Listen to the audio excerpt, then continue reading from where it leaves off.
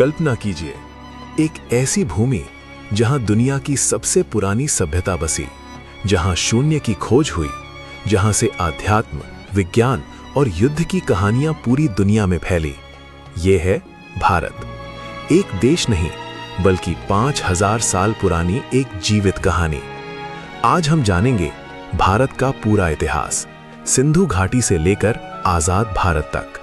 करीब 3300 ईसा पूर्व, जब दुनिया के कई हिस्सों में लोग जंगलों में रहते थे, तब भारत में बस चुकी थी एक विकसित सभ्यता। साफ सड़कें, पक्के मकान और दुनिया की सबसे बेहतरीन जल निकासी व्यवस्था। हड़प्पा और मोहनजोदड़ो जैसे शहर आज भी हमें चौंका देते हैं। वैदिक काल। फिर आया वैदिक काल। वेदों की रचना हुई, समाज 4 वर्णों में बटा। यहीं से शुरू हुआ भारतीय दर्शन और आध्यात्म। मौर्य साम्राज्य। फिर उदय हुआ एक शक्तिशाली साम्राज्य का, सम्राट अशोक। कलिंग युद्ध में लाखों लोगों की मृत्यु ने उन्हें बदल दिया। उन्होंने हिंसा छोड़कर बौद्ध धर्म अपनाया और भारत से लेकर एशिया तक शांति का संदेश फैलाया।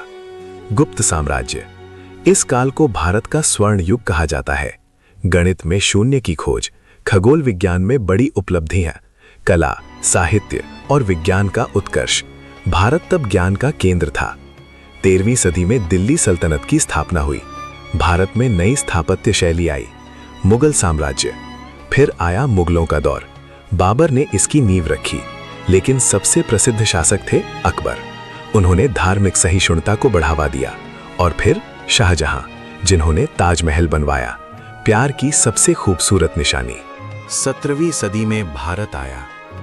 East India company. व्यापार के बहाने धीरे धीरे सत्ता पर कब्जा। 1857 में पहली आजादी की लड़ाई हुई, लेकिन असली संघर्ष अभी बाकी था। एक दुबला पतला आदमी, हाथ में लाठी, लेकिन इरादे पहाड़ जैसे मजबूत। महात्मा गांधी। अहिंसा और सत्याग्रह के बल पर उन्होंने पूरी दुनिया को चौंका दिया।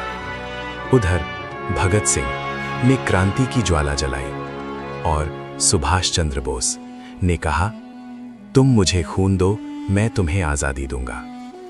15 अगस्त 1947 भारत आजाद हुआ। आजादी के बाद भारत ने लोकतंत्र को अपनाया। आज भारत है दुनिया की सबसे बड़ी लोकतांत्रिक शक्ति। स्पेस मिशन, टेक्नोलॉजी, डिजिटल क्रांति। एक देश जिसने हजारों साल की यात्रा तय की है। भारत सिर्फ एक राष्ट्र नहीं, ये एक सभ्यता है, संघर्षों से भरी, बलिदानों से सजी और भविष्य की ओर बढ़ती हुई। ये है भारत की कहानी।